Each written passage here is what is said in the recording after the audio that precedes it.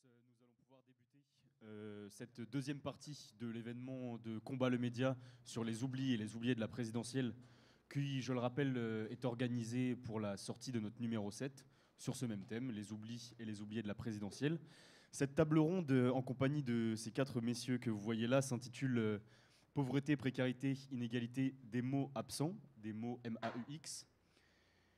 Nous avons pensé bon de parler de ce sujet dans la droite ligne du film qui a été diffusé juste avant, Debout les femmes, sur ces métiers du lien que l'on tait trop souvent, dont les politiques et les politiques publiques s'occupent très peu. Et nous allons parler des sujets que je viens d'évoquer sous différents aspects, à la fois la question des inégalités sociales, des inégalités de genre, entre classes sociales, etc. Mais nous allons aussi évoquer la question des services publics, la question de l'emprise de l'économie financiarisée sur nos vies, la question de la dégradation du monde du travail. Et nous allons partir de l'expérience des quatre invités que je vais présenter prochainement, qui sont à ma gauche. J'aimerais d'abord commencer mon propos par une citation qui est la suivante. On croit savoir, mais cette connaissance se révèle abstraite tant que l'on n'a pas vécu avec ces personnes.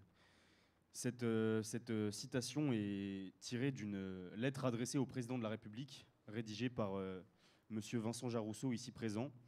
Une lettre qui est adressée au président de la République, Emmanuel Macron, dans le dernier roman photo de monsieur Vincent Jarousseau, qui est photojournaliste, qui traite de la vie de plusieurs personnes dans la pauvreté, dans une petite ville du Nord qui s'appelle Denain, où le taux de chômage avoisine les 30-35% et le taux de pauvreté les 45%. C'est une ville qui a été frappée de plein fouet par la désindustrialisation. Il y avait une grosse usine avant, il y a plusieurs décennies de cela, une usine qui travaillait dans l'acier, usine Or, qui faisait vivre plusieurs dizaines de milliers de personnes et qui a été fermée par les patrons à cause de l'appât du gain et à cause des délocalisations. L'entreprise a été envoyée dans un autre pays. Et donc, je trouvais intéressant de commencer par ça parce que ici, on n'a peut-être pas tous connu des personnes dont le métier est précaire, qui est source de très peu de revenus, des personnes qui doivent faire énormément de déplacements, comme on l'a vu avec ces femmes dans ce très beau documentaire de François Ruffin et de Gilles Perret. Mais le travail notamment de monsieur Jarousseau, d'une certaine manière, nous fait vivre ces moments-là, ces parcours de vie difficiles, sinueux, tumultueux.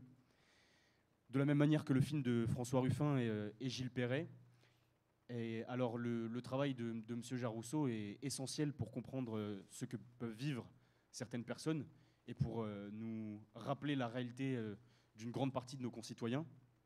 Mais nous avons aussi d'autres points de vue avec François Boulot, qui a été porte-parole des Gilets jaunes de Rouen et qui est avocat dans le droit du travail et le droit bancaire, qui lui a directement participé au plus grand mouvement social que la France a connu depuis 1968, depuis mai 68, qu'est le mouvement des Gilets jaunes. On a aussi monsieur Henri Sterdignac, qui est économiste, qui lui va nous parler de tout cela, mais d'un point de vue universitaire, sans doute. Mais ce sera concret tout de même. Et on a aussi monsieur Paul Maréchal, qui est délégué national d'ATD Quart-Monde. ATD Quart-Monde, qui est une association qui existe depuis les années 50, je crois, qui signifie Agir tous pour la dignité, et qui a trois principes. La première, c'est de lutter contre la pauvreté avec les gens qui vivent dans la pauvreté. C'est aussi d'influencer les politiques publiques qui sont faites à destination de ces personnes-là. Et c'est enfin convaincre l'opinion publique qu'il y a urgence d'agir face à l'extrême misère, face à la grande précarité. Alors, je voulais rappeler un peu la direction que pouvait prendre cette table ronde qui traite à la base des différentes mandatures de président de la République qu'il y a eu ces dernières années, mais surtout du quinquennat d'Emmanuel Macron, où on a pu constater que ces politiques publiques en fait n'étaient que celles d'un cavalier noir du néolibéralisme, avec une casse des services publics, une dégradation du monde du travail, une précarisation croissante de la vie d'une grande partie de nos concitoyens, avec des attaques sur l'éducation, sur la culture, avec des inégalités qui augmentaient, qui augmentent toujours d'ailleurs, surtout des inégalités économiques, on en parlera sans doute. Et aussi, c'est un point crucial, Emmanuel Macron et les présidents précédents n'ont rien fait pour endiguer l'emprise croissante de l'économie financiarisée sur nos vies, la dépendance de nos économies aux marchés financiers et notamment aux traités libéraux de l'Union européenne. Et en fait, tout ça, ça me conduit à dire que le président de la République en fait, est l'exemple caricatural d'un monde qui délaisse une grande partie de la population. Mais il ne faut pas oublier qu'il n'est pas question que d'une seule personne. Emmanuel Macron est le représentant d'un ordre solidement établi, l'ordre capitaliste néolibéral, qui est composé non seulement d'individus, de collectifs, mais aussi d'institutions, pour ne citer qu'elles, les banques, par exemple. Et ça nous amène à nous demander que, face à ces maux que sont la pauvreté, la précarité et les inégalités, comment visibiliser les personnes absentes, comment mettre en mots, M-O-T, ces mots M-A-U-X, et en définitive, face à la pauvreté, la précarité et les inégalités, que faire ? Alors j'ai présenté brièvement nos invités, mais je vais le faire un peu plus en détail. François Boulot, je l'ai dit, a participé activement au mouvement des Gilets jaunes, mais il a eu aussi la joie de connaître l'écriture de 2 ouvrages, La ligne jaune, paru en 2017, non pas en 2017 parce que c'était avant le mouvement des Gilets jaunes, mais paru après le mouvement des Gilets jaunes, en 2019, et Reprendre le pouvoir, manuel d'émancipation politique, qui sont 2 très bons livres, très abordables, que je vous conseille hautement. Et puis je l'ai dit, Monsieur Boulot est aussi avocat, et nous avons à sa gauche Vincent Jarousseau, qui est photojournaliste, qui s'est fait connaître en faisant notamment le livre que j'ai évoqué précédemment, Les racines de la colère, 2 ans d'enquête sur cette France qui n'est pas en marche, mais aussi d'ailleurs un ouvrage qui a été récompensé, et aussi un autre ouvrage 2 ans avant qui a été lui aussi salué par la critique, qui s'appelle L'illusion nationale, où en fait Vincent Jarousseau, en compagnie d'une universitaire, est allé étudier 3 villes gérées par des maires Front National. Et donc, il nous en parlera sans doute. Et puis, Vincent Jarousseau fait aussi partie de l'agence Hans Lucas, qui est une agence de photographes reconnue. Et il fait partie également du collectif Les Incorrigibles, un collectif de journalistes indépendants. Voilà, c'est important. Je rappelle que Combat le média est aussi un média indépendant. C'est important. Fakir aussi. Nous avons Paul Maréchal, qui est ingénieur de formation et qui travaille chez ATD Carmonde. Et ATD Carmonde a notamment pris position au cours de la campagne présidentielle pour dire que on nous bassinait avec l'insécurité et on ne parlait pas, disons, des vraies insécurités et des multiples insécurités qu'il pouvait y avoir, des insécurités sociales, des insécurités économiques, des insécurités écologiques. Et on aura forcément l'occasion d'y revenir, je l'espère.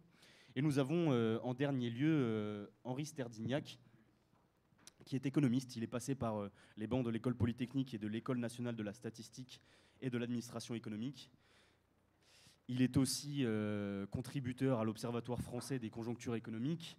Et il a notamment fondé en 2010, cofondé les économistes atterrés. Il a signé une tribune en 2010 qui s'appelle le Manifeste des économistes atterrés, dans laquelle il dénonçait notamment l'Europe libérale et, je cite, une dictature des marchés.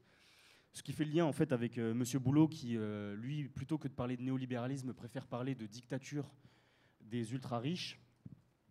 Et donc, j'aurais plusieurs questions à ce sujet. D'abord, pour M.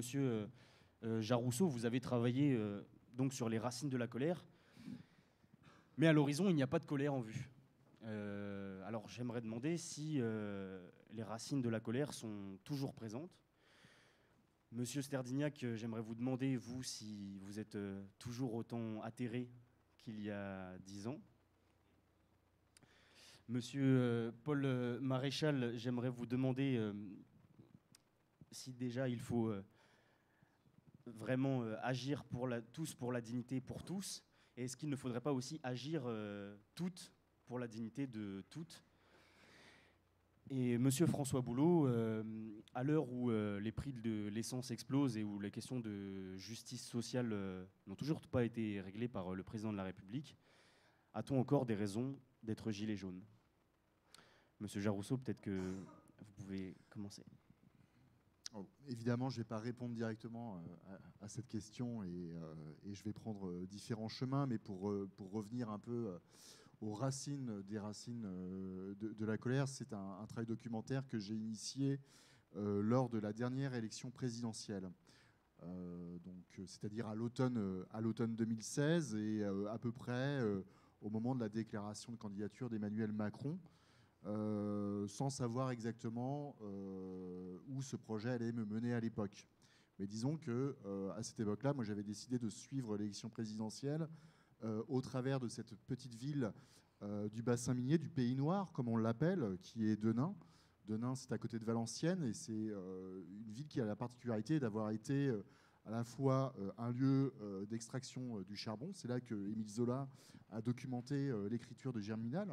Il avait travaillé plus d'un siècle auparavant au carreau Renard, Thierry Renard. C'est aussi, donc c'est un cas unique en France, une ville qui a été un haut lieu de la sidérurgie, puisque Usinor est né à Denain. Et donc, moi, je m'intéressais à cette ville parce que, dans le cadre de cette élection présidentielle, parce qu'il se trouve que Denain, qui a été un haut lieu de la gauche, est toujours malheureusement l'une des villes les plus pauvres de France, métropolitaine, je précise, avec un taux de pauvreté de plus de 45%. Au-delà de la pauvreté, une reproduction de cette pauvreté qui remonte déjà à plusieurs générations, puisque la fermeture d'Usinor, l'annonce de la fermeture d'Usinor, qui est l'un des plus grands plans sociaux que la France ait connu, avec Longwy au même moment à l'époque. Je me tourne vers Henri Sterlignac parce que ça commence à être ancien, ça date du début des années 80, en 1979 pour être précis, pour l'annonce de la fermeture. Ça a été le déclencheur, je dirais, du niveau de précarité. Et c'est une ville qui ne s'est jamais relevée, qui, d'une certaine manière, a connu une forme d'effondrement, puisque c'est un mot à la mode qu'on emploie beaucoup, mais d'une certaine manière, Denain, le bassin minier plus largement, a connu déjà un effondrement, une forme d'effondrement. Et donc, effectivement, moi, ça m'intéressait dans le cadre de la perspective de cette élection, d'aller dans cette ville. Et finalement, j'y suis resté, j'ai souhaité y rester, parce qu'à l'élection d'Emmanuel Macron, avec tout ce qu'il pouvait incarner, quelque part, je me disais qu'il y avait quelque chose qui n'allait pas coller entre l'immense majorité de la population, la manière dont il pouvait parler à l'époque déjà des pauvres, dont il pouvait parler même entre guillemets, des gens de peu, des gens ordinaires d'une certaine manière. Déjà, je voyais que ça pouvait susciter des réactions. Et moi, je me suis intéressé à un sujet en particulier en suivant les familles de cette ville. C'était la question des mobilités, et notamment de la notion d'injonction à la mobilité. Il faut bouger pour s'en sortir.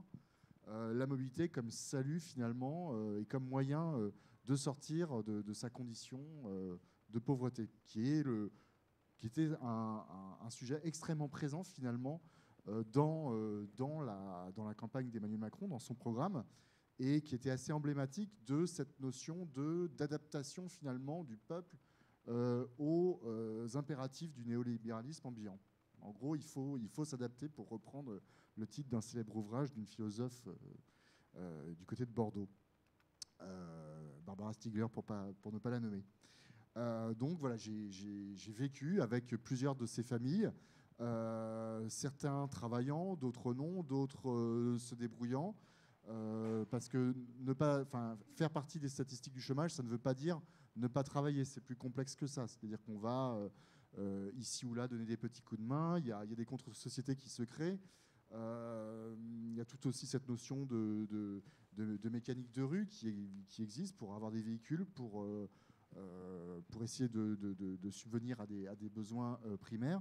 Et l'idée, c'était de raconter cette résonance qu'il y avait avec l'exercice du pouvoir de ce début de quinquennat, puisque ce livre, en fait, moi, ce travail documentaire, je l'achève en décembre 2018, donc au début du mouvement des Gilets jaunes, et il se trouve que plusieurs protagonistes que je suivais depuis quasiment 2 ans s'engagent dans ce mouvement des Gilets jaunes, notamment plutôt les personnes qui bossent dans le livre, donc notamment un routier, un ouvrier du BTP, du gros BTP, qui travaille plutôt sur des chantiers de travaux publics un peu partout en France, donc notion de travail mobile, dont on ne parle jamais. Voilà. Et donc, d'une certaine manière, ce qui a été intéressant, ça a été d'être présent avant finalement le mouvement des Gilets jaunes et de voir qu'est-ce qui va, à un moment donné, nourrir cette colère. Puisque, effectivement, donc pour répondre, et c'est là que je reviens à la question que vous posez, moi j'ai plutôt parlé des racines. Il y a l'expression d'une colère, il y a une colère qui est toujours là, mais la notion de colère, c'est quelque chose effectivement de complexe. Il y a aussi une part de résignation dans une grande partie de la société française. On le voit vraiment en ce moment dans cette élection présidentielle, évidemment. Mais il y a aussi une forme d'éducation. Et là, je parle aussi de l'école. Ça commence très très tôt, où finalement, la colère, c'est quelque chose qui n'est pas bien. On l'a vu hier au meeting de la Macron Arena. D'une certaine manière, toute forme d'expression contraire, c'est quelque chose qui est une forme d'obstacle aux valeurs de l'époque, qui peuvent être la cool attitude, qui peuvent être une certaine manière d'être. Et à l'école, finalement, on nous apprend tous à être de bons petits soldats et surtout à ne pas être en colère, ce qui est quand même une notion, je dirais, qui est une vraie évolution, on va dire, sur ces dernières décennies. Donc il y a une forme de résignation, il y a plein de facteurs, hein, c'est multifactoriel. Moi, je le vois aussi avec les aides à domicile, puisque je travaille sur ce sujet depuis plus de 2 ans maintenant. Enfin, pas que les aides à domicile, mais en gros les femmes du lien. Il y a une condition qui est difficile et finalement, on se construit des mondes à côté, des mondes parallèles, et on se met en dehors finalement. Enfin voilà, on ne parle pas de politique, quoi. C'est pas forcément quelque chose qui est présent, même si il y a une colère qui est là. Oui, donc une colère qui n'a pas bougé. Et d'ailleurs, ce qui est très intéressant dans votre ouvrage, c'est qu'on voit à quel point les petites phrases d'Emmanuel Macron sur ces gens qui ne sont rien, sur toutes ces injonctions à la mobilité, en fait, ont un certain impact directement. Les gens en parlent, ils racontent, et on l'a vu aussi dans le film Debout les femmes. Et c'est à quel point ces petites phrases-là, qui peuvent ne paraître être pas grand-chose, finalement, ont un effet. Et ça mènera à parler des Gilets jaunes juste après, pour que vous nous racontez votre expérience, Monsieur Boulot, dans le mouvement des Gilets jaunes. Et si on a toujours des raisons d'être Gilets jaunes aujourd'hui, vous voulez ajouter quelque chose ? Non, mais juste très très rapidement, très très vite. Mais ce que je voulais dire, c'est que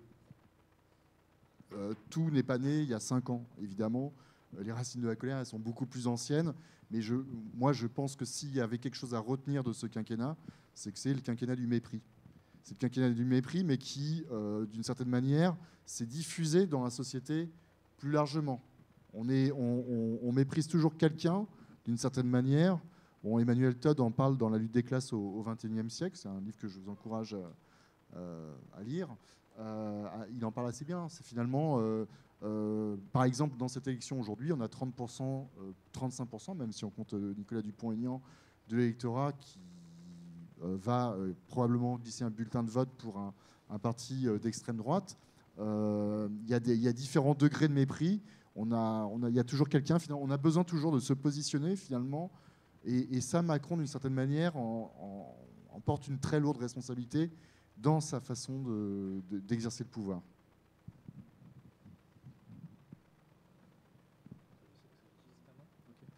Alors merci déjà de m'avoir invité. Je vais rebondir tout de suite sur la Macron Arena parce que effectivement, moi j'ai pas tenu plus d'1 minute parce qu'au bout d'1 minute, Macron dit à la foule qui commence à huer et à siffler, et il dit tout de suite non, on se rappelle cette règle, hein, nous on siffle personne, hein, on est dans la bienveillance et la tolérance. Bon, et moi qui ai vu mes amis perdre des yeux ou des mains ou se faire taper, brutaliser par les matraques, etc. Bon, là, j'ai pas envie d'avoir une attitude démocratique et d'écouter la contradiction quand j'entends ça. Hein. J'avoue, j'ai une réaction un peu épidermique, mais qui est de me dire c'est pas possible, quoi, que ce type se fasse passer pour la bienveillance et la tolérance, et qu'il explique par ailleurs, qu'il ose dire nos vies valent plus que leurs profits. Le type qui a mené la guerre contre les pauvres pendant 5 ans, qui a fait la baisse des APL, qui a cassé les services publics, qui a cassé le code du travail, bref, qui a cassé toutes les protections pour les petites gens et les gens ordinaires, et qui par ailleurs, évidemment, celui qui a adopté tous les dispositifs fiscaux qui sont venus avantager les 1% et même encore plus les 0,1% les plus riches avec la réforme de l'ISF, la flat tax, l'exit tax, le CICE, etc. etc. Bon, et puis en dernier lieu, il explique aussi que c'est le candidat anti-système, quoi. Bon, et là, justement, sur ce point, sur la réforme de la fiscalité du capital, ce que vous venez d'évoquer, la flat tax, la réforme de l'ISF, en fait, Emmanuel Macron avait même commandité une étude par, je crois, le Conseil d'analyse économique, qui en fait a rendu son rapport il y a quelques temps pour dire que ça n'avait pas eu d'effet bénéfique tant que ça sur l'économie, alors que c'était l'argument principal, ça va ruisseler. En fait, moi, à l'époque, sur les plateaux télé, quand je débattais avec les députés En Marche, je leur expliquais pourquoi, notamment, la réforme de l'ISF ne pouvait pas favoriser les investissements dans l'économie et que ça allait engendrer tout le contraire. C'était d'un point de vue purement mécanique. Je ne sais pas si je reprends la démonstration ici, mais en gros, avant la réforme, tout le patrimoine était imposé, mobilier et immobilier, mais il y avait une exonération, parmi les exonérations prévues. Donc, pour schématiser, les actions et le bâti, par exemple. Les actions, l'épargne, le patrimoine, ensuite les biens immobiliers, etc. Tout ça était rentré dans l'assiette de l'ISF. Bon. Mais il y avait des exonérations, notamment il y en avait une qui était prévue, c'était une exonération à hauteur de 50% pour toutes les sommes qui s'investissaient dans le capital des PME. Donc les plus riches avaient une incitation fiscale au moins à investir dans les PME. Bon, si on voulait vraiment favoriser encore plus l'investissement, il fallait passer l'exonération de 50 à 100%. Et là, pourquoi pas? Sauf que ce n'est pas ce qu'il a fait. Ce qu'il a fait, c'est qu'il a sorti de l'assiette de l'ISF tout le patrimoine mobilier, c'est-à-dire l'épargne et les actions. Ça veut dire que les plus riches qui ont des épargnes et des actions n'ont même plus besoin d'investir. Ils sont exonérés maintenant de tout impôt sur le patrimoine. Donc il était évident que ça allait provoquer un effondrement des investissements. Effectivement, le comité d'évaluation de la fiscalité, j'ai plus le nom exact, mais c'est ça, a dit effectivement les investissements ils étaient d'1,2 milliard je crois avant la réforme, et on est tombé à 300 millions après la réforme. C'était un effet mécanique qui était tout à fait anticipable. Et en fait, ce qui est condamnable dans les politiques fiscales, c'est que tout le monde a bien compris que l'énorme problème qu'on a, c'est que les plus riches ont plus intérêt aujourd'hui à placer leur argent dans la sphère financière parce que les taux de rendement, de rentabilité sont plus importants qu'à le placer dans l'économie réelle. Donc l'action d'un État qui voudrait avoir une politique fiscale conséquente, je veux dire, c'est à minima de conditionner les exonérations fiscales au fait qu'effectivement l'argent va trouver à s'investir dans l'économie réelle.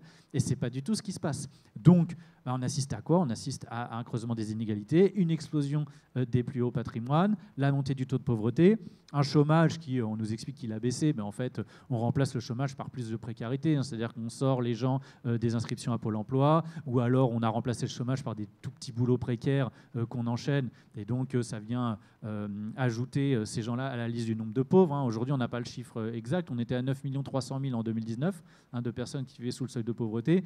Là, on n'a pas encore de chiffres parce qu'avec la crise, il y a beaucoup de gens qui ont été impactés, mais peut-être qu'on est à 10 millions, 11 millions. À ma connaissance, on n'a pas le chiffre sur la situation à l'heure actuelle. Mais toujours est-il que, évidemment, plus que jamais, les gilets jaunes ont des raisons de l'être. Il n'y a aucun gilet jaune qui, évidemment, est rentré chez lui en étant convaincu par le grand débat ou par les mesures qui avaient été prises par Macron. En fait, ils se sont fait tabasser, ils se sont fait amender et sanctionner financièrement. Enfin, ils se sont fait arrêter arbitrairement, certains ont été condamnés arbitrairement, etc., etc. Enfin, on a tout fait pour casser ce mouvement-là. Mais ce qu'il faut bien voir, c'est que dans la situation qui s'avance, on a là une inflation comme on n'a pas vu depuis la Seconde Guerre mondiale qui est en train de frapper l'Europe et même plus largement. Et là, dans une situation pareille, il n'y a pas 36 000 solutions en fait. Soit on répartit la richesse plus équitablement et on fait contribuer les plus hauts revenus, les plus hauts patrimoines pour essayer d'amortir le choc et faire en sorte que les petites gens, les gens ordinaires puissent subvenir à leurs besoins, soit ça va mal se passer en fait. C'est absolument obligatoire. Alors le seul problème, c'est que c'est une aubaine pour les plus riches que cette très grosse inflation, cette vague d'inflation arrive à un moment où on est post-crise Covid, où on a dû prendre, enfin, en tout cas des confinements ont été décidés, et des restrictions sanitaires et des fermetures ont été décidées. Donc c'est un premier élément d'explication extérieur. Maintenant, il y a la guerre Ukraine-Russie, où on prend des sanctions économiques contre la Russie, mais donc c'est aussi des explications extérieures. Et donc j'ai peur, bien sûr, que la propagande médiatique s'attache à expliquer aux gens, à les convaincre, qu'en fait, oui, il y a de l'inflation, mais c'est comme ça. On n'y peut rien, parce que c'est pas la politique économique, ça vient de circonstances extérieures. Et mes amis, il va falloir être résilient. Et c'est d'ailleurs le mot qu'a déjà employé Macron. Et toute la bataille va être là. Ça va être d'essayer d'expliquer aux gens, peu importe le résultat des élections présidentielles, peu importe le résultat des élections législatives. Dans tous les cas, il y aura l'ultime tour sera dans la rue. À mon avis, c'est certain. Mais il va falloir réussir à orienter les gens sur l'explication des racines de la colère, de pourquoi on en est là, quelles solutions on pourra mettre en œuvre. Et dans la situation actuelle, on a, comme le dit Frédéric Lordon, on peut envisager, anticiper une insurrection boueuse qui va en quelque sorte rassembler des gens à droite, très à droite et à gauche. Et en fait, tout l'enjeu va être de réussir à orienter ces mouvements-là de protestation qui seront légitimes, la colère est légitime, mais de les orienter vers des solutions rationnelles et raisonnables plutôt que d'alimenter la colère contre certains groupes, certaines minorités de personnes dans la société. Donc, à vous entendre, M. Jarousseau et M. Boulot, le néolibéralisme, finalement, n'est pas remis en cause. Donc, je vais me permettre, M. Sterdignac, de vous redemander la question, même si on connaît sans doute la réponse d'avance. Est-ce qu'il y a toujours du néolibéralisme? Et donc, est-ce qu'il y a toujours des raisons d'être atterré dans ce monde?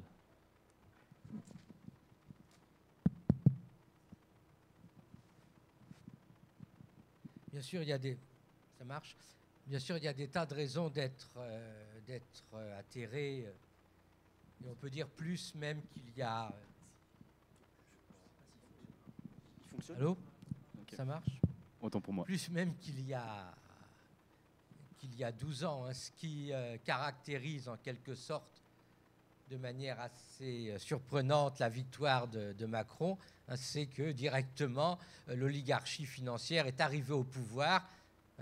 Macron, c'est le symbole même de l'oligarchie financière, et il est arrivé au pouvoir avec un programme qui consistait à, petit à petit, progressivement, si on peut dire, à caler la France sur le modèle anglo-saxon avec la réduction du modèle social français, ce qui fait notre originalité, si on peut dire. Et donc, l'histoire de Macron, ces 5 dernières années, et dans son programme, c'est avant tout la remise en cause du modèle social français. Et c'est l'idée qu'il faut que notre territoire soit attractif. Pour qu'il soit attractif, il faut baisser les salaires, le droit du travail et la protection sociale. Il faut convaincre les travailleurs d'accepter n'importe quel travail avec des mauvaises conditions de travail et avec des bas salaires.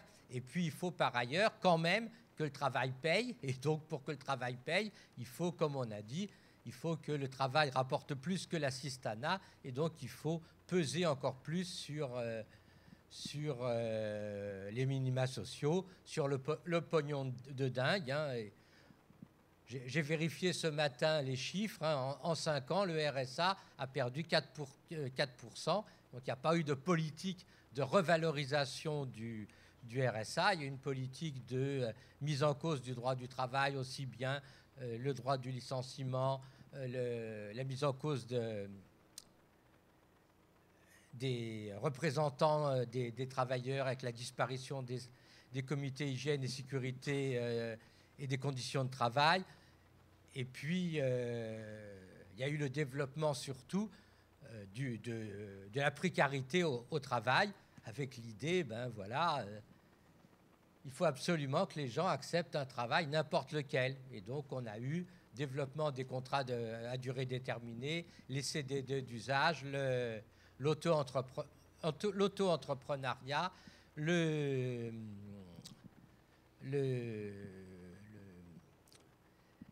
l'intérim. perdu un mot, zut, ah, c'est l'horreur. C'est l'âge, tout ça, c'est la sous-traitance.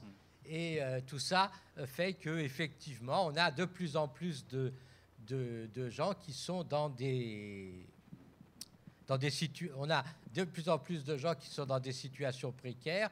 Et quand on regarde le septennat de Macron, on voit qu'il n'y a eu aucune baisse, au contraire, du taux de pauvreté.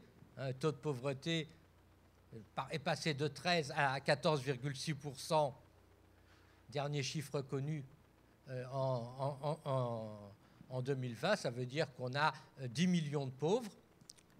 Parmi les enfants, on a 20% de pauvres. Il n'y a eu aucune grande politique en faveur des enfants. Il y a eu, comme on l'a dit, des mesures extrêmement coûteuses en faveur des plus riches. Et il n'y a eu aucun... Bon, il y a eu, comme vous savez, il y a eu un plan pauvreté. Mais ce plan pauvreté, quand on le relit aujourd'hui, on s'aperçoit que rien de ce qui avait été annoncé n'a effectivement été fait. Oui, Je vous rappelle que Macron avait dit il y a 5 ans que grâce à lui, il n'y aura personne qui dormira dans la rue. Voilà. Il y a 3 ans, il y avait dans le programme aucune sortie sèche de l'ASE, de l'aide sociale à l'enfance. Parce que vous savez que si vous êtes à l'aide sociale à l'enfance, à 18 ans, vous dit bonsoir monsieur, débrouillez-vous.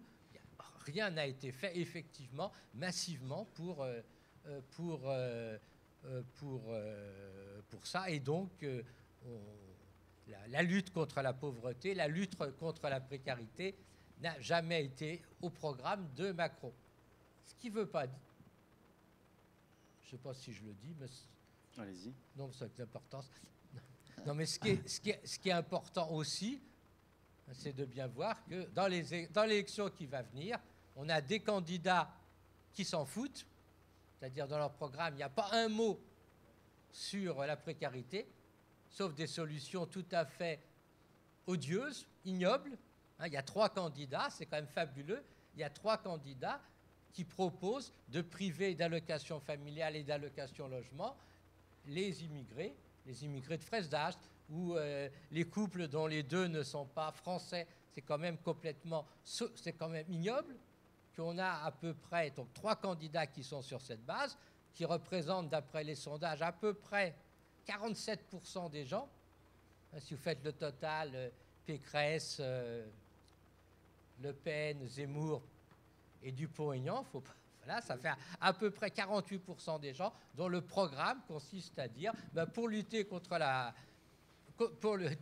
précarité, on va priver de prestations familiales, d'allocations logement les immigrés de fraîche date, et puis on promet que on va comme ça donner un peu plus aux autres. Et non, ça c'est quand même quelque chose d'extrêmement atterrant. Et il y a 2 candidats qui ont trouvé une idée géniale, qui s'appellent Macron et Pécresse, consistant à dire les gens au RSA, les gens qui sont au RSA, qui sont des difficultés, qui voudraient travailler, on va leur faire travailler 15 heures obligatoirement, sans les payer plus, pour autant que j'ai compris.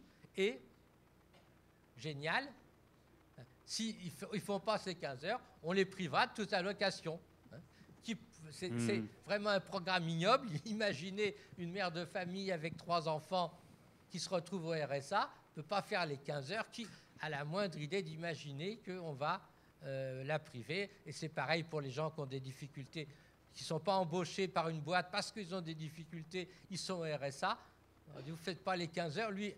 La plupart des gens qui sont au RSA, ils aimeraient bien travailler, pas 15 heures, mais bien 35 heures. Et donc, on a quand même des programmes absolument ignobles à cette élection.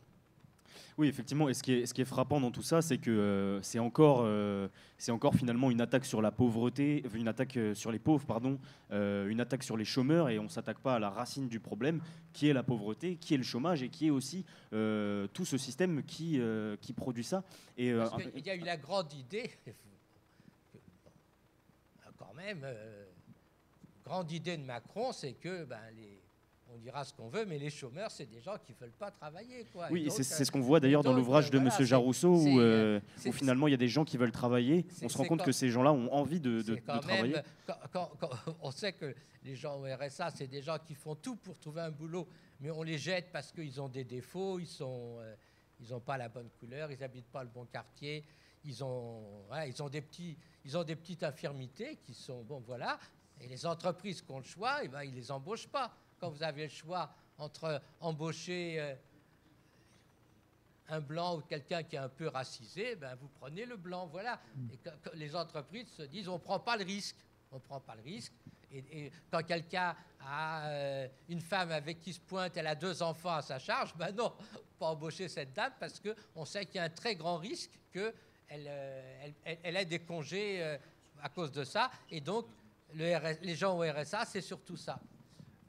Juste, il y a un argument logique qu'on devrait, à mon avis, répéter tout le temps. Supposons qu'il y ait des feignants. Supposons, raisonnons par l'absurde. Il y a 3 300 000 chômeurs. La DARES nous dit qu'il y a 300 000 emplois disponibles qui ne sont pas pourvus. Donc supposons qu'il y ait 300 000 feignants. Supposons-le. J'y crois pas, mais supposons. Il vous reste 3 millions de personnes qui n'ont pas de travail, non pas parce qu'ils sont feignants et qu'ils n'ont pas envie de travailler. Il n'y a pas de travail, il n'y a pas d'emploi qui leur est proposé.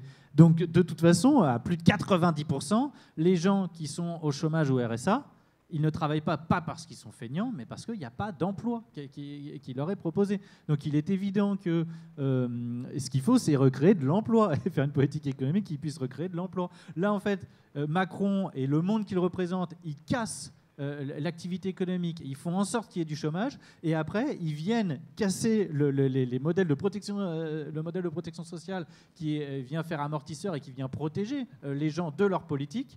Donc en fait ils ont tort sur toute la ligne, ils cassent l'activité économique et ensuite ils rendent responsables des gens, alors que ce sont eux qui sont responsables du chômage et pas les gens qui en souffrent du chômage. Monsieur, la grande idée monsieur, je pense qu'on va laisser Monsieur Maréchal parler parce qu'il n'a pas eu l'occasion de... Je me permets d'ajouter quelque chose, Monsieur Maréchal. En fait, on a déjà ce qui aurait pu, c'est ce qui allait être la suite. On a déjà évoqué en fait le quinquennat qui vient de s'écouler. Vous, en tant que membre d'ATD Quart Monde aussi, qu'est-ce que vous avez constaté en association? Qu'est-ce que vous avez observé sur le terrain? Qu'est-ce que vous pouvez dire là-dessus? Et je voulais ajouter aussi quelque chose de très important, c'est que on nous a bassiné, et d'ailleurs on nous bassine depuis un certain nombre d'années avec les questions d'immigration et de sécurité en agitant la peur de la délinquance de l'étranger, largement infondée. Et le problème dans tout ça, surtout qu'on voit après des années de battage médiatique, c'est qu'aujourd'hui on se retrouve avec le pouvoir d'achat qui est en tête largement devant toutes les autres préoccupations des Français. Et c'est quand même assez frappant. Donc la question des conditions matérielles d'existence, finalement, a une centralité caractérisée, quoi. Donc merci. Pour commencer sur les dernières semaines, je voulais justement revenir sur cet exemple de RSA contre bénévolat qui nous a énormément marqué, à la fois parce que ça préjuge d'une erreur très profonde de jugement par rapport à justement penser que les gens qui sont dans l'extrême pauvreté sont d'abord des assistés ou des feignants qui profitent du système. C'est une incompréhension très profonde, c'est une méconnaissance, et ça va avec tout un discours autour de la méritocratie qui est en fait une autre manière de parler de sélection naturelle. Et il se trouve qu'on a évalué le RSA avec la Cour des comptes, donc avec des personnes qui sont elles-mêmes au RSA. Le principe d'ATD Quart Monde, vous l'avez entendu, c'est de ne pas faire pour les gens, c'est de faire avec les gens.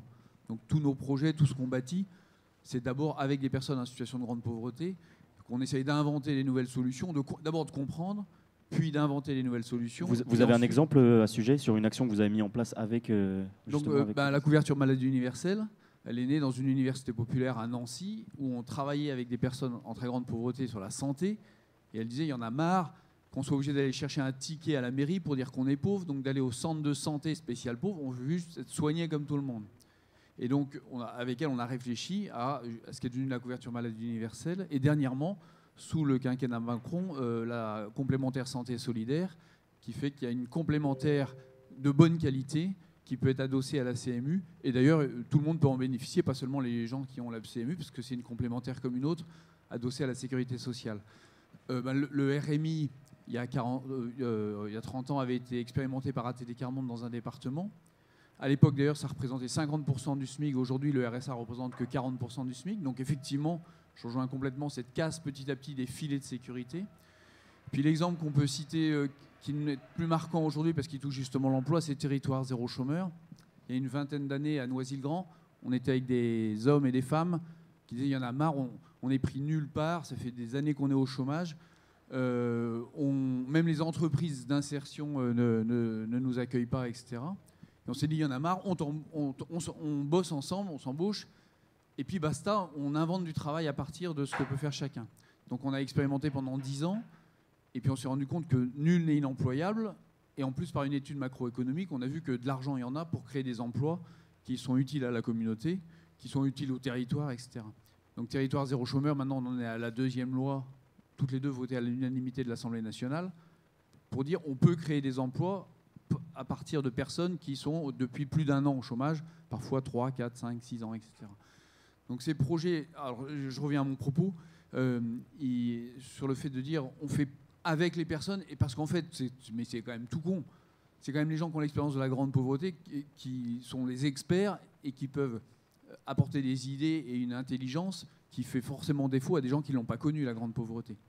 Et donc le RSA, on a choisi de l'évaluer avec des personnes au RSA de plusieurs coins de la France, sur une demande de la Cour des comptes. Et il y a une femme qui nous disait, mais c'est incroyable, j'ai l'impression de demander le droit de vivre avec le RSA. Et en plus, avec ce qui nous est imposé aujourd'hui, enfin dans la proposition de quelques candidats, je dois dire, il va être soumis à faire du bénévolat alors que les gens ils demandent un boulot qui soit rémunéré, etc. Donc une des choses qui nous a beaucoup marqué, c'est effectivement ce regard porté sur les très pauvres. Et je voulais en venir à mon propos un peu en 3 actes, mais quand même, qu'est-ce qu'on peut faire aussi ? Parce que c'est sûr que le constat est assez dramatique. Qu'est-ce qu'on peut faire ? La première chose sur laquelle je veux revenir, c'est lutter justement contre cette culpabilisation et ce regard, ces idées complètement fausses sur les très pauvres et la grande pauvreté. Et ça commence par nous, se former, apprendre, comprendre, et puis batailler là où on est contre les idées fausses. C'est aussi beaucoup le travail des journalistes, par exemple. Vous défendez notamment l'idée que certaines discriminations contre les pauvres pourraient être qualifiées de pauvrophobes également chez ATD Quart Monde. Voilà, on a le 21e critère de discrimination, c'est la pauvrophobie, c'est-à-dire qu'en fait on est discriminé simplement parce qu'on est en situation de grande pauvreté. On a eu, il n'y a pas très longtemps, à Aubervilliers, le cas d'une agence de la BNP qui a décidé de séparer ses clients avec un service pour les uns, un service pour les autres. Enfin, donc les banques, évidemment, elles sont un peu au cœur du réacteur de la pauvrophobie, mais en fait, c'est vrai à plein de niveaux. Et en fait, le premier levier, c'est nous, et c'est comment on peut agir, nous, dans nos environnements.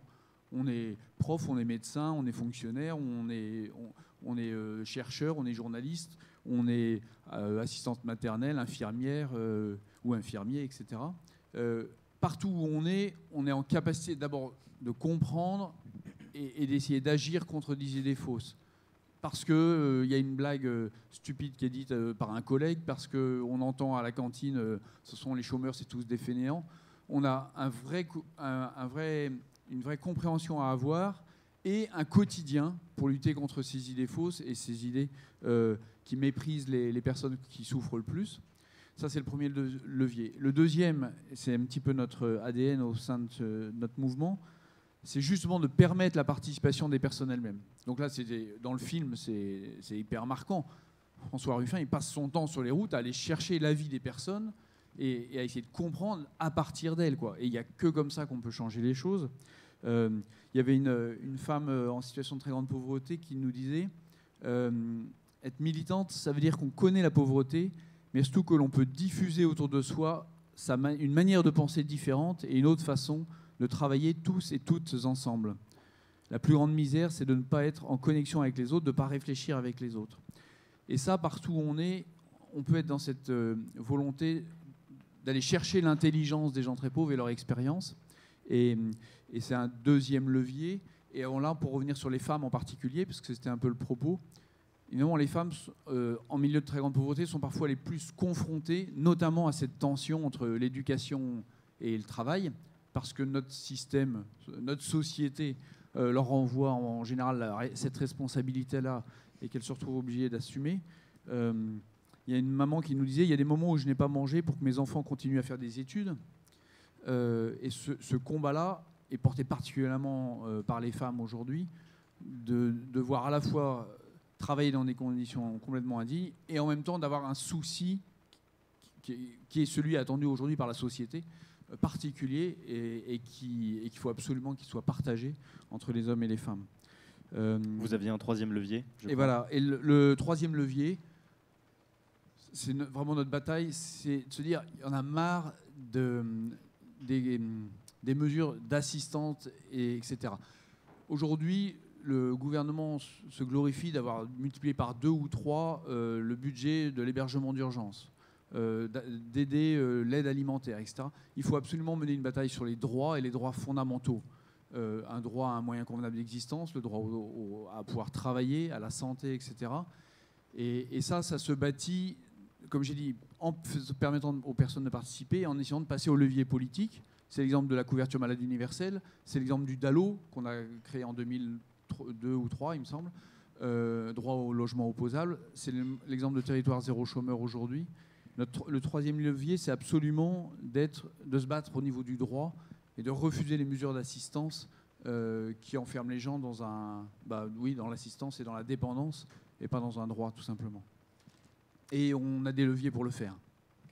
Monsieur Jean Rousseau, vous vouliez prendre la parole. Avant ça, j'en profite que vous ayez le micro pour souligner quelque chose dans votre livre sur l'illusion nationale, donc, qui, je le rappelle, a étudié trois villes, Hayange en Moselle, Beaucaire dans le Gard et Hénin-Beaumont dans le Pas-de-Calais. En fait, j'aurais aimé savoir si vous aviez constaté qu'une mairie Front National changeait la vie des gens, changeait leurs conditions matérielles d'existence, en tout cas celles que vous avez observées. Pas véritablement. De toute façon, nous, notre démarche, ça a plutôt été d'aller à la rencontre des électeurs frontistes dans ces villes complètement anonymes. Et au début de l'exercice du pouvoir, donc on ne peut pas dire qu'une mairie change de toute façon, de manière générale, dans l'absolu, la vie des gens à la marge. Alors, ça va changer, mais globalement, c'est pas... Voilà. Et en revanche, par contre, il y avait un ressenti. Et le ressenti, c'était on a des rues plus propres, on a des espaces fleuris, on a un maire qui est sympa, qui en gros, sait nous parler. Voilà, ça, par contre, cette notion d'empathie des élus était extrêmement marquée. Je ne sais plus quel terme on emploie pour Marine Le Pen avec les chats, la château... je sais pas quoi, enfin voilà. Bon, finalement, ça a été expérimenté au niveau local avec les élus et ça marche. Bon, ça marche, du moins électoralement parlant. C'est de l'habillage. Mais évidemment, ça ne change pas la vie des gens. Mais non, je voulais rebondir un petit peu sur ce qui était dit, parce que c'est cette question sur cette question du mépris. Moi, j'ai pu constater que ce mépris, il existe aussi au sein des familles. Parfois, j'en parle dans Les Racines de la colère, où on a 2 frères. Il y en a un, Guillaume, qui passe du RSA à des contrats d'insertion, on va dire, voilà, depuis toujours, qui est père de famille. Et de l'autre, on a son frère, Mickaël, qui est routier, sa femme qui était à domicile, et qui fait des heures sup le samedi. Et le discours de Mickaël, c'est de dire que, de toute façon, ses frères qui foutent rien, qui picolent, grosso modo, c'est de leur faute. C'est de leur faute, et c'est comme ça. D'une certaine manière, il y a toujours, on va toujours trouver quelqu'un, et on va toujours se positionner. Enfin, c'est, je dirais, le poison qui a été instauré d'une certaine manière par le néolibéralisme, c'est d'instaurer cette forme de mépris et de mise en compétition des hommes entre eux, des hommes en fonction de leurs origines. Et il y en a une dont on parle finalement assez peu, c'est aussi la question de la stratification cognitive dans la société, qui est réelle. Nous sommes ici entre gens bien éduqués, je pense, entre guillemets, mais cette stratification sociale et cognitive, elle existe. Et d'une certaine manière, le mouvement des Gilets jaunes a été un révélateur extrêmement intéressant, c'est-à-dire que une classe cognitive qui se prétendait finalement supérieure d'une certaine manière a exprimé une forme de mépris pour pour les Gilets jaunes au début de ce mouvement. Je pense au CSP+, aux profs, aux 38% de profs qui ont voté pour Emmanuel Macron au premier tour de l'élection présidentielle en 2017, par exemple. J'ai rien contre les profs. Mais ce que je veux dire, c'est que ce mépris, il existe aussi à tous les niveaux. Et la question majeure, je pense, pour résoudre ces questions, pour sortir de cette pauvreté, de cette précarité qui s'élargit, j'aimerais qu'on en dise un mot, c'est qu'il y a quand même aujourd'hui aussi, on va vers un appauvrissement généralisé du pays. On est sur un appauvrissement des gens qui travaillent, des gens certaines personnes qui ont des contrats de travail. On parlait des métiers du lien. De ce point de vue, les aides à domicile, il leur faut 15 ans pour atteindre le SMIC en moyenne. Le SMIC, pas horaire, le SMIC mensuel. Les métiers sociaux, les TISF, les assistantes familiales, tous ces métiers. TISF, ça veut dire ? Les techniciens d'intervention sociale et familiale. Il y a 10 000 personnes qui pratiquent ce métier, qui est un métier qui devrait malheureusement, qui est extrêmement utile. Ce sont les anciennes travailleuses familiales. Elles interviennent au domicile de familles en situation de grande précarité pour accompagner les parents, apprendre en gros aux parents à être parents, accompagner les mômes. Ça évite le déplacement et ça ne résout pas tout, mais ça résout un certain nombre de problèmes. Ce que je voulais dire, dans les solutions, alors évidemment c'est facile à dire, mais il y a un impératif, je pense, à être en capacité à recréer de la cohésion et du commun. Et malheureusement, on voit que nous n'en prenons absolument pas le chemin. Pour finir, la mise en œuvre de ces politiques, évidemment, ça passe par un rétrécissement majeur de la démocratie et de nos libertés. On l'a vu avec les Gilets jaunes, mais moi, je voulais en témoigner. Là, j'ai fait une série de reportages dans cette élection présidentielle sur différents territoires en France où il y a eu une actualité marquante. On constate aussi véritablement une atteinte extrêmement importante aux libertés, aux actions militantes de la part de gens qui vont se battre, par exemple, contre les algues vertes dans la baie de Saint-Brieuc, qui se trouve entre le marteau de l'État et l'enclume du lobby de l'agrobusiness breton, par exemple.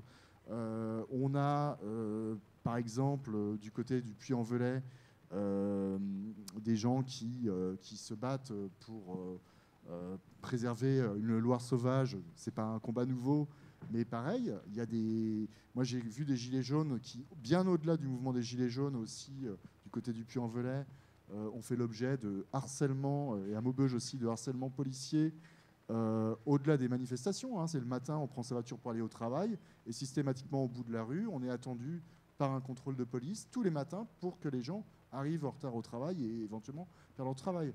Des perquisitions. Donc ça, c'est, je dirais, le bras armé qui permet la mise en œuvre de cette politique et qui est une façon, je pense, d'essayer de mettre un couvercle sur cette colère qui est réelle. Mais sur la question, je reviens sur la question de la pauvreté. Je pense que c'est très important d'être extrêmement attentif, évidemment, mais sur la question du RSA et quelque part de ce qui a été balancé dans le programme de Macron et de Pécresse, ce n'est ni plus ni moins ce qui se pratique déjà dans certains départements. Je pense au département du Nord, avec les contrats d'engagement réciproques, où il y a des heures obligatoires qui existent. Alors, ce n'est pas du travail, attention, il faut aussi être objectif. Hein. J'ai assisté à des ateliers d'engagement réciproque où c'est plus des temps de socialisation d'allocataires du RSA dans un cadre collectif associatif, on va dire. Voilà. Mais ceci étant, il y a cette focalisation, mais n'oublions pas que, par exemple, pendant les Gilets jaunes, on avait aussi beaucoup de Gilets jaunes qui pouvaient dénoncer ceux qui restent chez eux et foutent rien. Hein, ça existe aussi, il faut l'avoir en tête.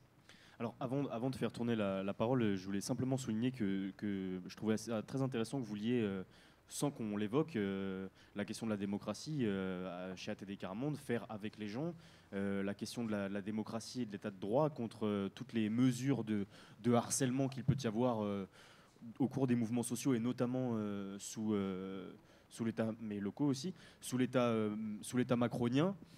Et il y a une autre question qui nous paraît essentielle et qu'on a séparée aujourd'hui, mais qui en réalité pour nous est indissociable de la question sociale, c'est la question écologique qu'on aura l'occasion d'évoquer dans la table ronde juste après. Vous avez ici, à mon avis, tous la possibilité d'en parler, puisque en fait, finalement, la question sociale et la question écologique, c'est la question des conditions matérielles d'existence. Déjà, dans le manifeste des économistes atterrés, vous parliez de reconversion écologique. Dans la question de la grande pauvreté, il y a la question de l'alimentation qui est cruciale, l'accès à des produits de qualité, à une alimentation riche et diversifiée. Et puis vous, qui avez traité la question des gilets jaunes, notamment cette question de la voiture ça pollue, on va faire payer plus les gens qui utilisent la voiture, alors qu'en fait ils ne peuvent pas faire autrement. Donc tout ça c'est lié. Et j'aurais aimé avoir rapidement, car il nous reste peu de temps, malheureusement, votre avis sur cette question. François Boulot, vous vouliez prendre la parole ? Oui, alors du coup, je vais commencer en bon élève par répondre à la question, mais je voulais revenir aussi sur un ou deux points qui ont été évoqués. Sur l'écologie, je ne vais pas en dire beaucoup, je ne suis pas un spécialiste, mais moi, il me semble que la phrase d'un syndicaliste brésilien qui disait « l'écologie sans la lutte des classes, c'est du jardinage », résume absolument le point central de départ qu'il faut avoir en termes de niveau de conscience. Vous voulez faire la transition écologique, alors il faut penser la question économique, la question de la lutte des classes, et d'ailleurs c'est confirmé parce qu'en fait, ceux qui polluent le plus dans leur mode de vie, ce sont les plus riches, et que de toute façon, d'un point de vue théorique, conceptuel, vu que ce qui nous pose problème actuellement, c'est qu'en fait le marché, et derrière le marché, les multinationales sont en train d'affaiblir les États. Et donc la démocratie, il est évident que la bataille qui se joue, c'est que la démocratie reprenne le pouvoir sur le marché. Parce que sans ça, il n'y aura jamais de transition écologique. Tant que c'est le profit, l'argent qui gouverne les décisions, les grandes décisions qui sont prises, il n'y a pas de transition écologique. C'est pour ça que c'est très bien et c'est essentiel d'avoir des gestes au quotidien, d'essayer de mettre ses convictions en cohérence avec ses actes. Mais bon, on est quand même contraint par nos modes de production et de consommation aux échelles nationales et même internationales avec la division du travail.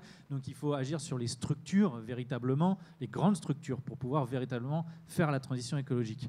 Et donc, ce qu'il faut, c'est arriver à convaincre les gens que les dogmes économiques qui sont suivis depuis des années et des années nous emmènent vers un désastre écologique et un désastre social. Et c'est ce qui me permet de rebondir sur ce qui a été dit, notamment sur cette question dont on vient de débattre, qui est est-ce qu'il y a des feignants voilà, les gens qui sont RSA, c'est des feignants, les chômeurs, c'est des feignants. Le problème, en fait, c'est qu'il y a beaucoup de gens, et je pense au CSP+, chez qui l'argument prend, parce qu'il est hyper confortable. Il est super, cet argument pour eux. Eux, ils travaillent. Donc eux, ce sont les gentils. Et puis ceux qui ne travaillent pas, c'est les méchants. Donc c'est de leur faute, ils n'ont qu'à travailler. Bon, c'est un biais énorme, en fait, pour eux, un biais cognitif énorme. Ils ont intérêt à prendre ce truc-là pour argent comptant. C'est super. Et comme par ailleurs, évidemment, que le système médiatique ne fait pas du tout son travail d'éducation et d'information sur la question de la politique économique et relaie les dogmes économiques du néolibéralisme que j'ai traduit moi, il y avait 5 dogmes dans le livre. En gros, il n'y a que la croissance qui peut permettre d'augmenter le pouvoir d'achat des citoyens. Le secteur privé, c'est super, et le secteur public, il gaspille, c'est nul. Il y a la dette, mon Dieu, il faut faire de l'austérité parce que sinon, c'est la faillite, les générations à venir, blablabla. On ne peut pas imposer les plus riches comme les autres parce que sinon, ils vont fuir et l'économie va s'effondrer. Et puis enfin, c'était la question sur le droit du travail. Il faut baisser le coût du travail qui est trop élevé en France parce que sinon les entreprises délocalisent. Bon. Le problème, c'est que tous ces arguments-là, pris à une échelle individuelle, si vous ne raisonnez pas macro, eh ben, vous vous dites, ah bah ouais, c'est pertinent ça. Par exemple, il faut favoriser les licenciements, enfin faciliter les licenciements pour encourager les embauches. Si vous êtes en employeur, vous dites, ah bah oui, tiens, c'est vrai ça, si je peux licencier plus facilement, du coup, j'aurai moins de réserves à embaucher, etc. Mais l'économie, ça ne fonctionne pas du tout comme ça, en fait. Les entreprises ne créent pas l'emploi. Oui, elles créent des emplois, en fait, elles ne les créent pas, elles convertissent en emploi une commande qui va augmenter. Mais qu'est-ce qui détermine la commande ? C'est le niveau de consommation des gens, le niveau d'investissement et de crédit notamment qui vont être accordés. Donc on est obligé de penser à chaque fois toutes ces questions-là d'un point de vue macroéconomique, ce qui nécessite d'avoir des connaissances, de travailler un minimum. Et en fait, c'est le combat, moi, que j'essaye de mener à mon niveau, parce que je ne suis pas du tout un expert en économie, mais en fait, j'essaye de dire, c'est fondamental que les citoyens aient les notions de base, les notions essentielles en économie. Ça ne peut pas être, comme en fait le système médiatique essaye de nous le faire penser, Oh, l'économie, c'est un truc réservé aux experts. On va laisser ça à Henri Sterdignac, hein, ou à Jacques Attali, ou à Bouzou. Hein. Ils vont se débrouiller entre eux. Nous, on va juste fixer les grands principes. Hein, et puis, allez, qu'ils se débrouillent entre eux. Ben non, parce qu'en fait, ce qui se passe, c'est quoi? C'est que ce n'est pas les principes d'Henri Sterdignac hein, qui vont être appliqués politiquement. Évidemment, ils vont aller chercher ceux qui défendent des principes qui, au final, servent les intérêts des plus riches. Et donc, nous, on est là, et puis, comme des abrutis ou des ignorants, on se fait avoir. Et mince, c'est bizarre, ça. À chaque fois, c'est jamais pour nous. C'est-à-dire, ça fait 40 ans, il n'y a pas une réforme qui a été favorable aux gens. Toutes les réformes qui sont passées, ou quasi, sont toujours pour attaquer les droits des gens. C'est-à-dire, de toute façon, on a bien compris la logique dans laquelle ils sont, qui est d'attaquer les acquis, en particulier du Conseil national de la résistance, et ils veulent démonter ça. Donc le seul moyen qu'on ait en tant que citoyen, en tout cas l'un des moyens les plus importants, c'est de dire, non, on doit s'emparer de cette question économique, augmenter notre niveau de connaissance là-dessus, parce que ce n'est pas une matière qui doit être réservée aux experts. Les citoyens doivent avoir un niveau de connaissance minimal pour pouvoir ensuite décider de manière rationnelle, raisonnable, et de dire non, ça on n'accepte pas. Et puis aussi, ça permettra de diriger évidemment le vote. C'est-à-dire que forcément, si on a une connaissance économique, ça nous permet quand même beaucoup plus facilement de faire le tri. J'en profite, je veux dire, Yannick Jadot, pour moi, son programme économique est nul et non avenu, non pas parce qu'il y aurait que des mesures qui sont mauvaises, c'est pas ça le sujet, c'est que comme il se soumet d'avance au cadre de l'Union européenne, des traités européens qui consacrent le libre-échange et l'euro, il ne pourra pas mener une autre politique économique. On le sait d'avance, en fait, quand on a travaillé le sujet. Et comme il est pris en plus d'une volonté d'intégration européenne, etc., alors qu'on sait très bien que c'est l'Allemagne qui est le centre de décision parce que c'est la puissance dominante économiquement dans l'Union européenne, et que Emmanuel Macron a essayé, hein, il a essayé le coup de « je vais faire les réformes structurelles que me demande l'Allemagne et en échange, on aura un protectionnisme européen, on aura plus de solidarité au niveau de la zone monétaire, etc. » C'était le récit hein, qui nous avait vendu. Bon, ok, il a fait les réformes, quasi toutes, à part la réforme des retraites, il a fait toutes les réformes qu'il avait prévues. Qu'a-t-il obtenu de l'Allemagne? Rien du tout. Donc à un moment donné, on prend acte, l'Allemagne ne veut pas, il n'y a pas assez de solidarité au sein de l'Union européenne entre les pays. Bon, il va falloir opérer une rupture avec les traités européens. Et tous ceux des candidats qui n'assument pas ça, mais qui prétendent vouloir faire une autre politique économique, dire on peut le jeter tout de suite à la poubelle, le programme. Il ne s'appliquera pas. Voilà. Et donc, ça éviterait peut-être à des gens de voter Jadot en pensant qu'il va changer les choses, alors qu'il ne changerait strictement rien. Monsieur Sterdignac, peut-être que vous voulez réagir à cette attaque ad hominem sur les universitaires C'était pas au contraire. Moi, je suis un produit, un enfant des économistes atterrés parce que avant les Gilets jaunes, j'ai suivi les travaux d'Henri Sterdignac, de Christophe Rameau, de Frédéric Lordon, de David Kayla. Ma connaissance économique, je la dois en grande partie aux économistes atterrés. Hein. Bon, on passe de l'attaque à la caresse alors. Voilà, on va faire un peu de propagande politique. Alors je précise, je me permets de vous interrompre. On avait eu une discussion avec les gens de la base avant, qui nous avaient demandé de ne pas faire de politique partisane. Donc, il est faux de croire que tous les programmes politiques négligent la question de la précarité et de la question de l'emploi. On ne peut pas dire ça, c'est pas vrai. Hein. Voilà, il faut lire les programmes politiques et bien voir que certains programmes politiques, dont je ne dirai pas les noms, puisque voyez, on ne peut pas dire les noms,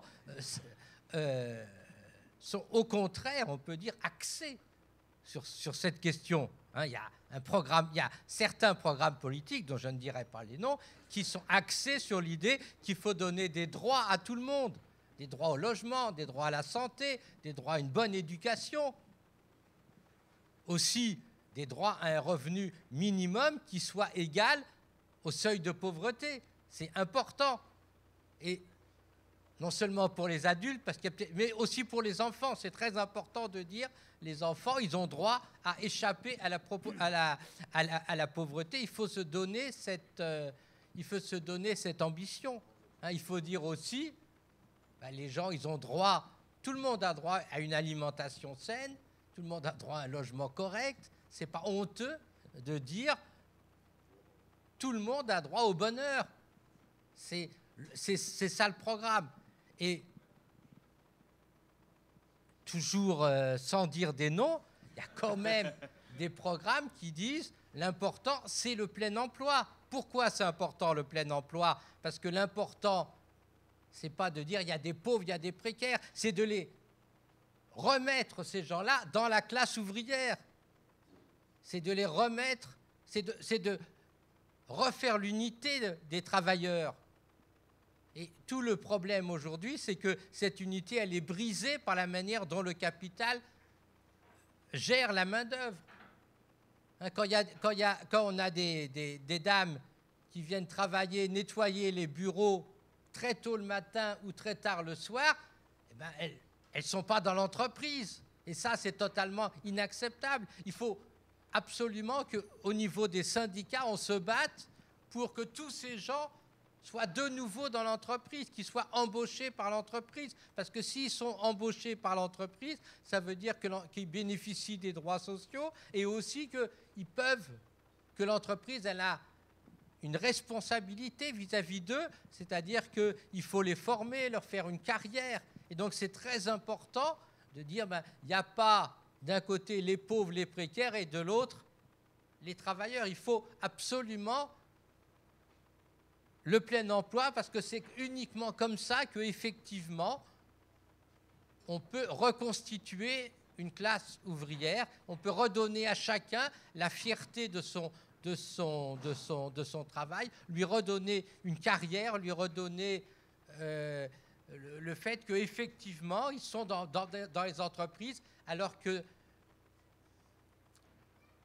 vous voyez, il y a des gens à qui on dit, vous êtes auto-entrepreneur, ça veut dire que vous n'avez aucun droit. Vous travaillez au jour le jour, mais vous avez la fierté d'être entrepreneur. Non, ils ne sont pas du tout entrepreneurs. Ils sont encore plus exploités que les autres. Et donc, c'est très important, lorsque vous allez voter, ou quand vous allez dans les manifs et tout, de bien vous dire, il n'y a pas de classe politique, comme on dit des fois. Je déteste cette expression de classe politique. Ça n'existe pas, la classe politique. D'un côté, il y a des gens qui font une carrière, qui ont fait l'ENA, etc. À la sortie, ils se disent est-ce que je vais En Marche ou est-ce que je vais au PS? Ça, c'est une classe politique. Mais il y a des partis où on ne peut pas dire les gens, ce n'est pas la classe politique, ce sont des gens qui se sont engagés pour défendre leurs copains, leurs camarades, et ils ont des programmes dans lesquels, effectivement, il y a à la fois l'idée il faut donner des droits à tout le monde, et de l'autre côté, il y a l'idée il faut que tout le monde ait droit à un statut, un emploi, parce que l'emploi, c'est ce qui, dans nos sociétés, donne la possibilité de vivre une vie décente. Donc, le drame aujourd'hui, c'est que ces gens je ne nommerai pas, ils représentent seulement 20% des intentions de vote. Il y en a peut-être 4. Ils représentent 20% des intentions de vote. Et il faut quand même, dans la semaine, le drame, c'est qu'il y a quand même 50% des gens qui vont voter pour des partis qui sont en fait contre eux. Et ça, c'est quand même dramatique. Je suis trompé, c'est pas 50%, c'est 75% des gens qui vont voter pour des partis c'est rassurant, contre leurs intérêts, et ça, c'est quand même tragique. Monsieur Maréchal, je vous vois écrire très précisément et avec beaucoup d'attention sur votre cahier depuis tout à l'heure. Est-ce que vous aimeriez ajouter quelque chose sur la question que je viens de poser, sur les échanges qui ont été faits à l'instant? Je ne sais pas par quel bout le prendre. J'aimerais parler de l'écologie aussi, mais c'est vrai que c'est un autre sujet. Mais on veut tous les familles en situation de très grande pauvreté qui galèrent comme pas possible, elles nous disent souvent, mais au moins que nos enfants vivent pas ce qu'on a vécu. Et donc elles se battent pour l'école, elles se battent, etc. Même si c'est complètement invisible, même si les profs pensent parfois que ces gens-là, ils n'ont rien compris, ils n'envoient pas les enfants à l'école parce qu'ils n'ont pas compris l'importance de l'école. Et donc, les familles en situation de très grande pauvreté, quand elles disent au moins que mes enfants ne vivent pas ce que j'ai vécu, mais c'est vrai en France, au Guatemala, dans d'autres pays où on est partout, en fait, elles ont une vision prospective, une vision de dans 20 ans, dans 40 ans. Et c'est vrai que la situation de la société aujourd'hui, qui est très explosive, avec cette crainte, enfin, ces conséquences liées au réchauffement climatique, etc., fait qu'il faut absolument qu'on prenne l'avis, la réflexion, l'expérience des personnes en situation de très grande pauvreté dans tous ces stratégies, enfin, cette réflexion sur quel monde on veut bâtir ensemble, et qui touche effectivement à la fois la démocratie, la question écologique et la question sociale. Enfin, je pense, moi, beaucoup, là, ce que je pensais beaucoup, c'était lié à l'emploi, parce qu'effectivement, il y a des réservoirs d'emploi colossaux dans le domaine de la transition écologique et dans le lien social et dans la construction d'une société, qui sont dans un interstice entre l'économie privée, disons, hein, donc quelque chose qui est économiquement rentable, c'est-à-dire qu'on peut vendre un service à un prix qui permet de payer les gens dignement, et le service public. Mais ça veut dire qu'il faut que les entreprises acceptent de se transformer. Et ce qu'on essaye dans certaines structures ou dans le territoire zéro chômeur, c'est d'inventer des nouvelles manières de travailler ensemble qui font que effectivement on bâtit à partir des expériences des gens, à partir de ce qu'ils savent faire, de ce qu'ils peuvent faire, de leurs idées, et qu'on n'essaye pas de faire rentrer les gens dans un moule qui n'est pas adapté à leur réalité. Et ce que je veux dire par là, c'est que voilà, il faut à la fois permettre aux personnes en situation de grande pauvreté de trouver leur place, mais il faut surtout absolument bouger dans nos pratiques, parce que notre société aujourd'hui ne permet pas ça. Mais sinon, non, je prenais des notes parce qu'il y a plein de choses intéressantes, donc il ne faut pas oublier. Voilà. Ok, donc c'est l'école aussi ici, c'est très bien, puisque vous parlez d'école justement. Donc j'aimerais qu'on termine cette table ronde sur une note un peu plus positive, puisque la réalité que vous décrivez quand même est à sauter au plafond, elle est saisissante. Et j'aimerais que brièvement, que chacun d'entre vous nous donne, par exemple, une œuvre, un livre, une musique, une peinture, ou que sais-je, ou quelque chose, ou une citation, que sais-je, ou de la bouffe, un plat par exemple, qui vous inspire particulièrement et qui vous donne envie de continuer à vous lever le matin pour continuer à lutter comme vous le faites. Qui veut parler de nourriture en premier ? Non, mais peut-être. Je suis désolé, je ne vais pas répondre à la question, mais il y a quand même un point qu'on a effleuré. Alors évidemment, on ne peut pas parler de tout, mais pour moi, il est quand même absolument central. C'est quand même la question du logement. Je veux dire, s'il y a un levier sur lequel les pouvoirs publics, le politique, hein, tout simplement, a une capacité à agir, c'est bien celui-là. Et en plus, ce qui est intéressant avec le logement, c'est que ça rejoint toutes les questions que nous avons posées. Ça rejoint la question du modèle économique. Alors quand je parle du modèle économique, parce que c'est produire des logements, les entretenir, c'est une forme d'industrie d'une certaine manière. Et c'est une niche. Alors je ne suis pas du tout économiste, mais enfin, ce que je veux dire, c'est que par rapport à l'organisation du capitalisme aujourd'hui, la question de l'immobilier, elle est absolument centrale dans l'économie de rente qui a été organisée. Et elle contribue en grande partie à l'élévation et à la spéculation locative, où finalement beaucoup de locataires se retrouvent dans la situation où leur propriétaire, finalement, c'est un peu comme un proxénète à qui on verse les 2/3 de son revenu pour tout simplement avoir un toit au-dessus de la tête, si tant est que ce logement soit suffisamment bien isolé. Donc on revient aussi aux questions écologiques. Mais véritablement, là, s'il y a bien un sujet sur lequel la volonté politique, je veux dire, voilà, il y a plus compliqué d'agir sur une capacité à résoudre en 5 ans la question à arriver vers le plein emploi, pourquoi pas. Moi, je ne sais pas, je n'ai pas forcément la solution, mais en tous les cas, sur la question du logement, on voit que si on fait le bilan du quinquennat d'Emmanuel Macron, il est absolument catastrophique en termes de production, en termes d'approvvissement, là pour le coup des sociétés de HLM et de leur financement. Enfin ça je me tourne vers ADT Carmonde, mais c'est quand même le sujet numéro 1 qui est mis en avant, que ce soit dans les grandes villes, mais aussi en milieu rural, c'est la question du logement. Moi, je l'ai vu à Denain, où il y a des rues entières qui sont tenues par des marchands de sommeil, où des familles entières sont dans des logements qui sont impossibles à chauffer. Enfin, c'est quand même une question absolument centrale qu'on a peu abordée aujourd'hui. Je vais devoir vous relancer chacun pour vous rappeler de répondre À la question. de répondre à la question premièrement Je et de réponds pas à la répondre question. brièvement. Alors, vous pouvez parler de votre plat préféré, mais vous pouvez aussi parler de quelque chose qui vous inspire un peu plus que une cuisine. Alors, un chiffre tout à fait sympathique. Là, on est pessimiste. L'action LVMH, vous voyez, l'action LVMH, elle a, depuis, pendant la crise, là, depuis la crise de la Covid, son cours a été multiplié par 2,5. C'est quand même vachement sympa, quoi.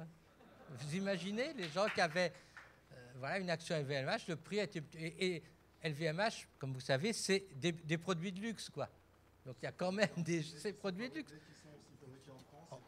Qui sont... Il faut quand même le dire, c'est que quand vous parcourez la France dans les petites villes souvent moyennes, il y a aujourd'hui, si on veut parler de réindustrialisation, c'est pas LVMH en particulier, mais dans l'industrie du luxe, c'est un des rares secteurs où on réindustrialise. C'est un des rares secteurs où nous sommes forts avec l'armement. Bon. Alors, je n'ai pas regardé le cours des industries d'armement. Voilà. Et voilà, puisqu'il faut dire un film, c'est un vieux film, ça s'appelle Le crime de Monsieur Lange. Je ne sais pas si vous vous souvenez de ce film. C'est une boîte qui est en faillite. Donc, le patron se sauve. Donc, les travailleurs reconstruisent, rebâtissent l'usine, la font fonctionner, etc., etc. Ça marche très bien. Et le patron revient pour récupérer l'usine qui a été sauvée par les travailleurs. Voilà, c'est un très joli film de Jean Renoir de 1938 qui est quand même tout à fait d'actualité et qui dit quand même que ce qui est important, c'est quand même la solidarité des travailleurs. Je vais répondre en bon élève encore une fois. J'ai 2 livres en fait du même auteur à conseiller, mais qui sont très différents. L'auteur, c'est Bertrand Russell. Le premier, c'est Le monde qui pourrait être. Il fait une analyse historique du socialisme, de l'anarcho-syndicalisme. Et puis après, surtout, il donne sa vision des choses. Il l'écrit en 1918. Il n'y a pas une ligne à changer de tout ce qu'il écrit, que ce soit sur le plan géopolitique, de la répartition des richesses, etc. C'est limpide. C'est une clarté vraiment extraordinaire. Puis le deuxième livre qu'il a écrit, c'est Le père de la philosophie analytique. Et donc c'est La conquête du bonheur. Et je pense que c'est en fait les 2 piliers que les résistants, les militants sur lesquels on doit se reposer, augmenter sa connaissance et puis entretenir sa joie de vivre par-dessus tout, parce que le système veut nous résigner, veut qu'on soit triste, veut qu'on baisse les bras. Et dans la période qui s'avance, qui est plus sombre que jamais, je veux dire, on a connu en fait une phase d'insouciance là inouïe.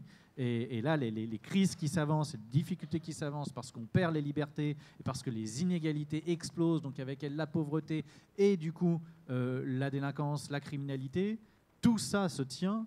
Et donc, si on veut continuer à lutter, il faut entretenir sa joie de vivre. Ils veulent qu'on soit triste, faisons tout pour rester heureux et combatif. Monsieur Maréchal. Voilà, vous parlez d'un événement heureux. Vendredi et samedi, on travaillait avec des personnes en situation de grande pauvreté sur la question de l'école. On a un projet pilote pour faire que les enfants ne soient pas orientés dans des voies de garage sous prétexte qu'ils ont des difficultés pour apprendre. Un projet qui s'appelle Choisir l'inclusion pour éviter la ségrégation. Et il y avait un couple de Lyon, un couple qui vit des situations très très dures, qui a participé d'ailleurs à notre labo santé et qui travaille aussi sur des questions de couverture maladie, etc., qui me disait, mais Paul, bientôt on va être à la retraite là. Alors elle en particulier, elle me disait, mais moi en fait, toute ma vie j'ai milité pour ATD Quart Monde, donc ça m'a pris du temps et j'ai jamais trouvé de boulot. Et c'est quand même incroyable que tout cet engagement il soit pas pris en compte dans mon calcul de retraite. Donc il faut continuer de se battre pour que l'engagement soit aussi pris en compte. Et ce qui me marquait, en fait, c'est pour ça que ça me renforce, c'est l'énergie de ces personnes qui sont au cœur d'un combat pour la santé, qui sont au cœur d'un combat pour l'école, qui se disent là au moins notre expérience, elle sert à quelque chose et on a entendu. Et donc voilà, c'est aussi ça qui change la vie tous les jours. Et je vais en revenir à des questions de livres. Alors j'ose pas faire de la publicité, mais à Télécarmonde, on a une maison d'édition, Édition Carmonde. On a un livre sur notre manifeste écologique que j'ai apporté, un livre sur Territoire zéro chômeur. Mais bref, c'est pas ça mon sujet. Un des livres qui est formidable à découvrir, c'est un livre qui s'appelle Le secret de l'espérance.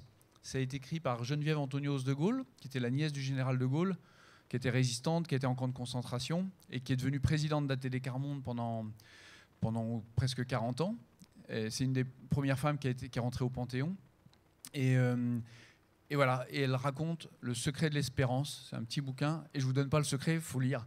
Mais c'est un beau secret. Très rapidement. Très rapidement. Soyez bon élève. Non, mais c'est plus. J'aime pas ce mot inspirant, mais j'ai fait une rencontre intéressante il y a quelques jours, un monsieur qui s'appelle André Olivreau, qui depuis 30 ans, c'est le fondateur de l'association Halte aux algues vertes dans la baie de Saint-Brieuc, qui est un retraité de GDF, qui a eu la chance de partir en retraite. Il était technicien à l'âge de 51 ans. Ce qui lui a permis de mener une vie post-professionnelle active en tant que militant de la cause environnementale.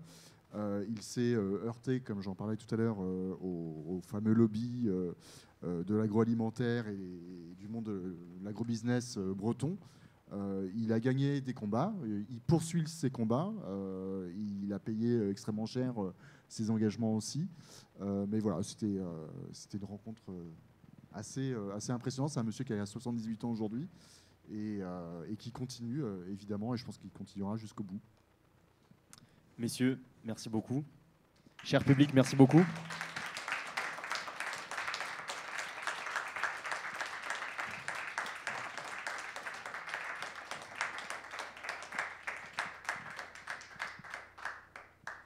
Vous allez pouvoir poser quelques questions si vous le souhaitez. On n'a pas beaucoup de temps non plus. Il est presque 18h. La prochaine conférence devait commencer à 18h. Donc on ne va pas pouvoir prendre énormément de questions. Est-ce qu'il y a des gens qui aimeraient prendre la parole ? Martin, Hugo, il va falloir vous approcher. Moi, j'ai juste une question pour vous, Paul Maréchal. Comment est-ce que vous arrivez à créer ces espaces de parole dans votre organisation ?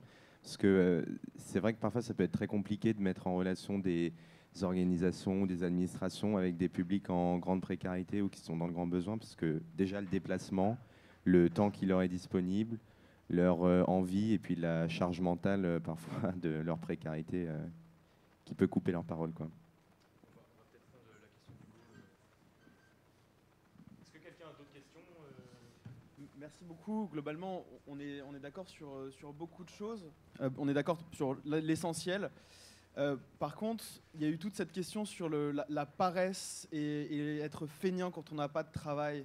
Et on est dans une société qui ne sait pas créer du travail sans détruire le vivant, sans faire du mal plus que de faire du bien.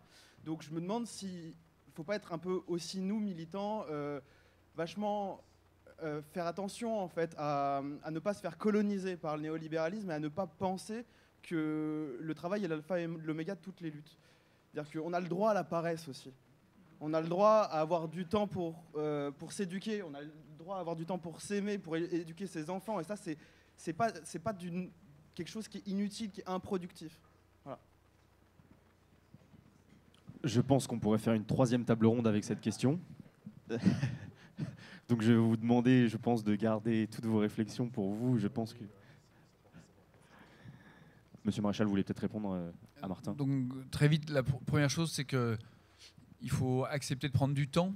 Moi, en fait, je suis volontaire permanent. C'est-à-dire que j'ai quitté ma carrière. J'ai choisi plutôt d'essayer de réussir ma vie plutôt que ma carrière. Et donc, je suis disponible à temps plein pour un engagement au sein d'ATD Carmonde, actuellement comme délégué national, mais en principe, principalement dans un quotidien avec les personnes. Donc, la première chose, c'est de prendre du temps. On travaille souvent avec des journalistes, c'est intéressant, il y a une actualité, il faut une interview pour demain. Mais on dit non, mais c'est pas possible. La participation, elle a un coût. Et ce coût, c'est du temps, de la patience, de prendre le temps. Je ne vais pas répondre. On a fait un petit livret où on a essayé de transmettre tout ce qu'on sait sur cette question de la participation. En plus, il est gratuit. J'en ai apporté quelques exemplaires. Mais c'est vrai que c'est une alchimie. Et la première question, par exemple, on fait des bibliothèques de rue dans les quartiers. On va au pied des tours et on lit des histoires aux enfants. Toutes les semaines, qu'il pleuve, qu'il vente, etc. Et en fait, on va frapper aux portes des parents. Et la première chose c'est qu'on leur dit, mais vous, que pensez-vous ? La première clé de la participation, c'est que l'avis de l'autre, il nous intéresse. Quand je présente à TD Carmonde et que j'ai qu'1 minute, donc je vais peut-être le faire, je raconte le proverbe chinois. Vous savez, le proverbe de Lao Tzu, qui dit « Si tu donnes un poisson à manger à un homme, il va manger un jour. Si tu lui apprends à pêcher, il va manger tous les jours. » Et nous, on dit « Mais c'est complètement absurde. Parce que si tu vas vivre avec cet homme et cette femme et cette communauté, et que tu prends le temps de comprendre et que tu écoutes, un jour, cet homme, il va te dire « Mais en fait, je suis allergique aux poissons. » Ou bien tu as bien vu, la rivière, elle est polluée, je ne vais pas donner tes poissons empoisonnés à mes enfants. Donc, ton bon cœur, ton intelligence, tes filets de pêche, tu te les gardes et on réfléchit ensemble et on va inventer de l'artisanat, du séchage d'algues, de l'agriculture, n'importe quoi. Mais c'est une démarche de se dire, mais en fait, l'autre a une vraie expertise. Au Burkina Faso, on dit, la main qui donne, elle est toujours au-dessus de celle qui reçoit. Et donc, par nature, si on est dans un geste d'assistance, etc., on fausse cette égalité entre nous, d'être à hauteur des yeux. Voilà, donc c'est d'avoir soif de l'intelligence de l'autre et de son expérience. Puis après, il y a plein d'occasions de le découvrir à ATD ou dans d'autres associations qui font, ou d'autres lieux qui font ça, voilà, qui cherchent cette participation de tous et toutes. Merci beaucoup à toutes et à tous. Dans quelques minutes, la prochaine table ronde débutera sur l'écologie. 5 minutes. Merci.